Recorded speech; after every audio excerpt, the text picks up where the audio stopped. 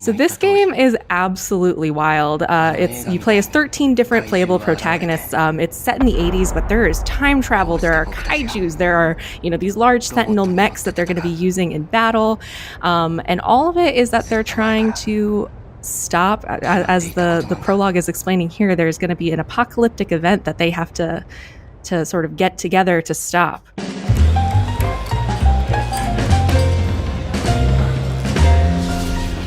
Hey guys, welcome back to PlayStation Underground. You got Kristen and Brett here, and we are checking out 13 Sentinels Aegis Rim. This is coming to us from Vanillaware and Atlus. It's going to be out on September 22nd on PS4. Hey Brett, welcome back to Underground. It's been a while. It's been a minute. Yeah, we are, we're trying out Undergrounds from home, so just a heads up for you guys, our audio might be a little bit different from what you're normally experiencing. And also just a heads up that this footage is pre-recorded. It was sent to us from Atlus.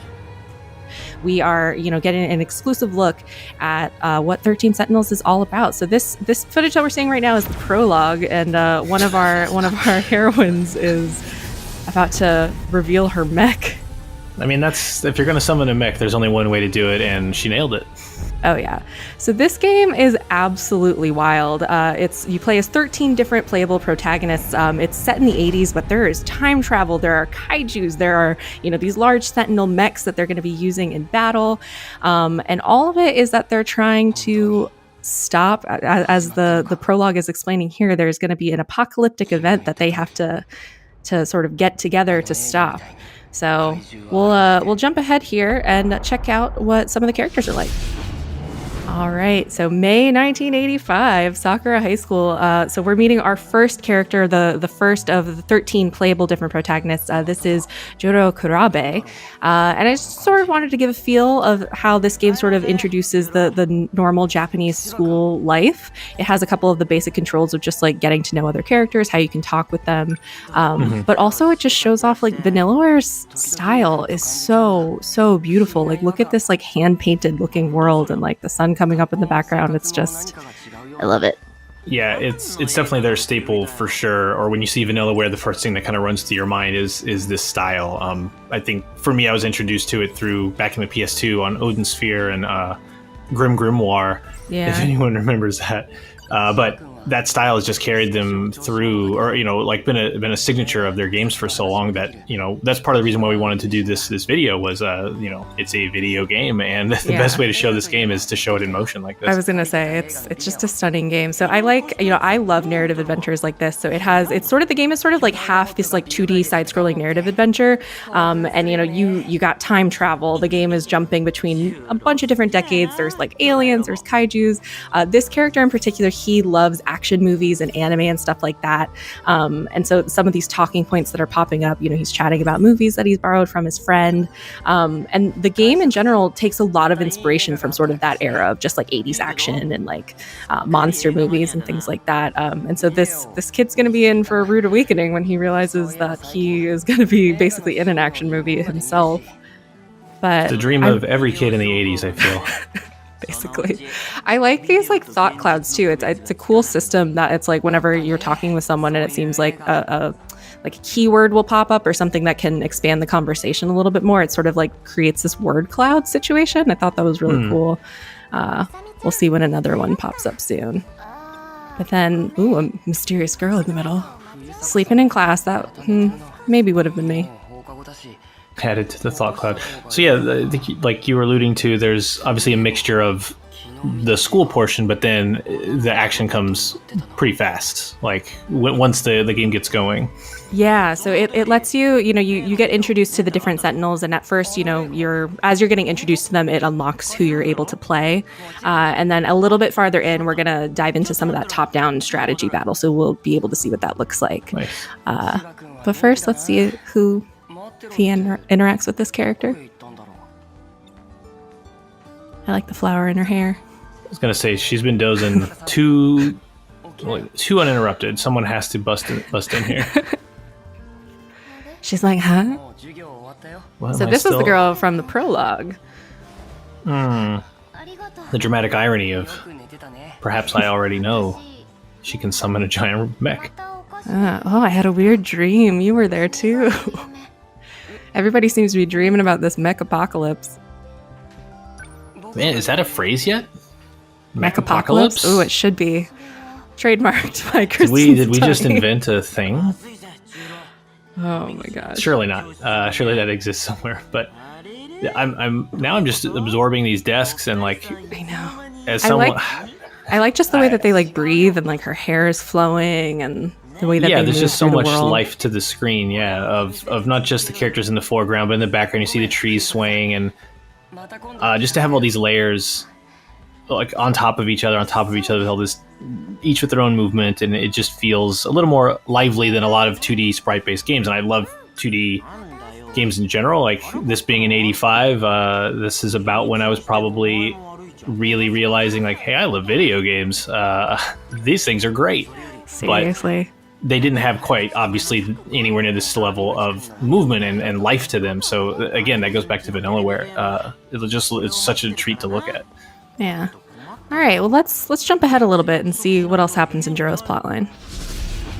All right, and now it's after school. We're just walking home, hanging out. Oh, I love this like city backdrop too. I like the way that the light sort of flickers a little bit. Yeah. Again, just this great sense of depth, despite it, again being 2D. It's not a 3D polygonal world you're navigating necessarily. It's but the way it brings all these elements together, lighting, movement, it's just really pretty. I feel like I've said that 5 or 6 times, but that's any of these games I'm just like, it looks good, and then all other thoughts just fall apart. I love this conversation about like trying to get a video of this like kaiju movie, and just I miss going and renting movies. You're just like, if the one that you were trying to get wasn't there, you just pick up a new one and maybe discover something new.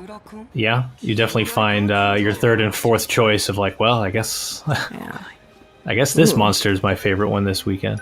Who's this guy? What's going on over here? Jurokan. So a quick note for folks too. So we're listening now with the Japanese voiceover, but when the game launches, it will come with full English voiceover, full localization. It will be in English, but for now we're enjoying the Japanese voice work. Yeah, I feel like it fits the backdrop. For me, I'd want to leave that in. Wow. When your hand just starts lighting up. Okay, I've definitely seen my hand flash start before, so that checks out. Oh, is he about to find his mech? I mean, this is the very desirable student who finds out they're secretly very important, or like a part of a bigger thing at work here. And I can scarcely think of a cooler, oh my god, it turns out I'm important, then I can summon a building-sized robot. I love his friend. He's like, send it back. Oh, it seems like his friend knows a little bit more than he's letting on, actually. People all right, will notice. We got a quick intro with Jiro. Let's check out one of the other 13 Sentinels that we'll get to play and see what her storyline's all about. All right. So now we are joined by Natsuna Minami. She is one of the other 13 Sentinels. She's part of the track team. She just got off of school. Quick context here. So we didn't want to show the whole thing because we want to leave some secrets for folks, but she is big time into aliens. Nobody has really believed her that UFOs exist, that aliens exist, things like that. But while she was at school, she randomly, stumbled upon an alien, and the alien was like, hey, you should go to this place. And so she's meeting up with the alien to see like what the deal is. As you do, as you do in high school. I question her immediate, like, yeah, I'll see you there. I love this little dude though. His name is BJ, and he's adorable. But yeah, so I just wanted to, time travel is a big element of this game. I'm pretty sure they jump between like 5 or 6 different decades.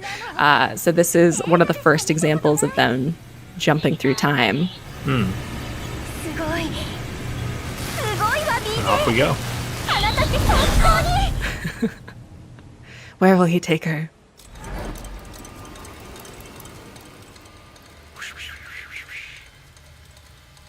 It looks forward in time, at least. So it looks like we've gone forward to the apocalyptic future that they have to try to avoid. Don't you hate it Why when have you're you just dragged me here? you're just going to your track meet, just living your life, and next thing you know. She's taking it very well. That is true. Could like, be a huh. lot worse, I guess. Well, it looks like a war. I don't know. What do you want to do now? 日本時間17時40分政府発表がありました So presumably this all builds to battling in the giant robots to prevent this apocalyptic future, one would think. So it sounds like, the apocalyptic future involved, there's these like giant robots, there's aliens of the non-BJ variety. There are kaijus that rise up. So it sounds like you're time jumping, and you guys, the 13 Sentinels, basically, they each have one of those giant mechs. Each of them is individual. They have different types of powers depending on like which version that they have. And all 13 of them have to work together to try to stop it, basically. So we're going to see a little bit of combat in a bit. I want to see a little bit more about her story.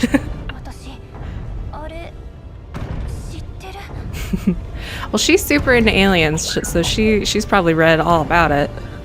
Yeah, see? All of her keywords: UFO mysteries, Men in Black. Yeah. Oh, but they have an extra arm. What are you gonna do?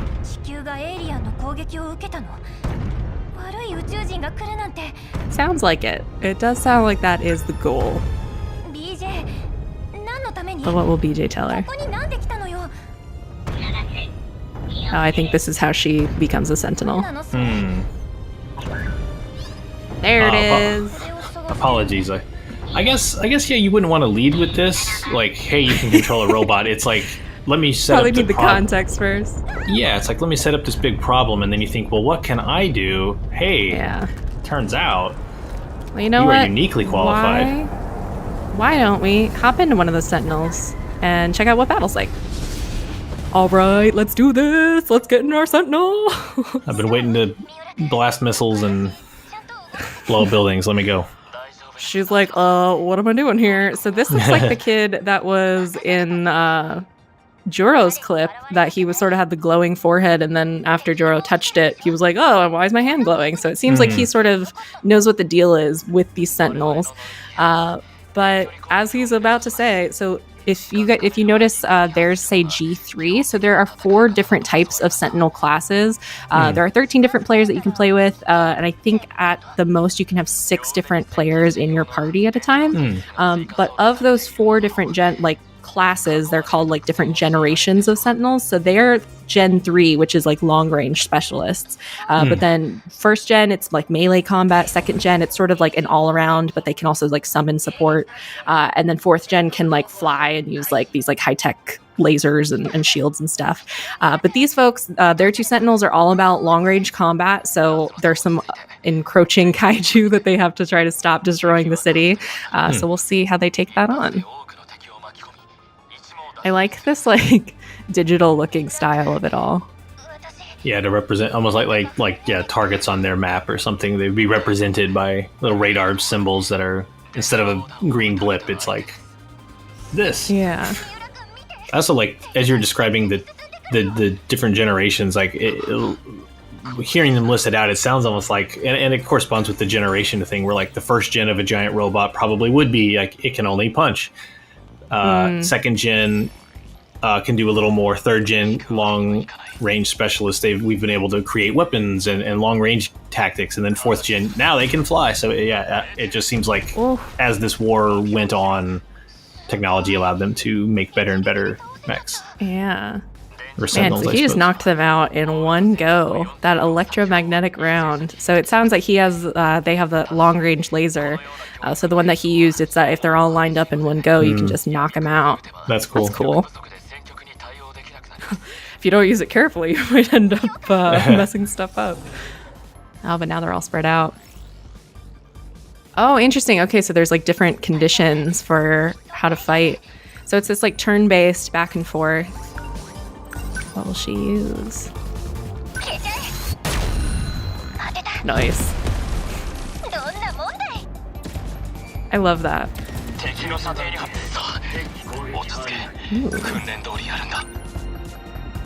Alright, so he can also target Nice. individual ones, it looks like. Because you got your big boys and then you got your little, like, workers. Called the G-moles. I like this entire screen. It's really interesting because it's sort of like juxtaposed against like the like hand-painted, like serene looking world that they exist in. Yeah. And then it's like once they're in their Sentinel, it's like we're on the map, like we're ready to destroy. Yeah, I like the use of the way the HUD.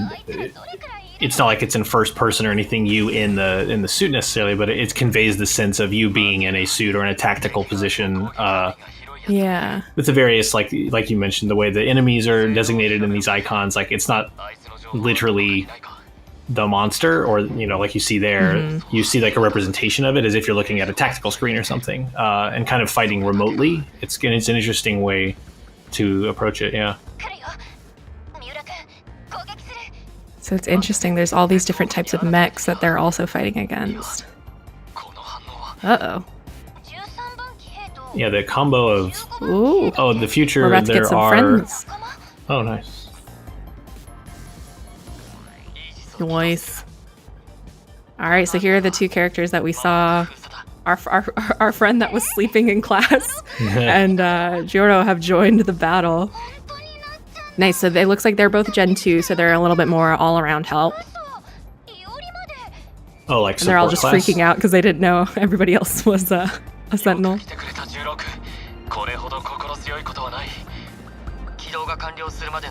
Nice. So yeah, so they're a bit more of a support class. Okay. Oh. They're gonna help. Interesting. Okay. Nice. So now they got 4 people in their party. They can spread out a little bit more. And it looks like their defensive attacks are a little bit less, like where those long range attacks seem to be much more like a very straightforward shot, or it's sort of like a laser beam. Like these ones are a little bit more about like moving stuff into place. Nice. Yeah, and different like area of effect, like impact, Yeah. crater kind of things. Yeah. Well, I like that it has that, like, for a second there it was showing like an even higher level map for stuff that you couldn't see directly. Oh, you can intercept missiles. Even cooler. Ugh. Yeah. This is us watching the footage, so we can't go back. Blam. See, that looks really fun. Like, keeping your eye open for enemies lining up that way to take them out. That looks really fun. Yeah. There's no better feeling. Like, turn-based games are always something that's like, there's no better feeling than when you perfectly line up, like, okay, now this character will do this, and then I'll do that, and then I'll do this, and it's like bang, bang, bang, bang, back and forth. Yeah. That you just knock them completely off the map. It's the best feeling. Yeah, and then the flip side of the whiffing the starting like having this elaborate plan in your mind, whiffing the first part of it, and then it going completely south and starting a disastrous chain of events. Which I'm always scared of, but I don't think that's going to happen in this fight. Looks like they know what they're doing. Well, it looks like they only have one more to take out. Oh, did they do it? I think they did it. Victory! Nice. All right, well, they're going to have to do that a whole lot more to continue to save time and save, their city and save the world from that apocalypse. But this has been 13 Sentinels Aegis Rim. So again, it's going to be out on September 22nd on PS4. Can't wait to play.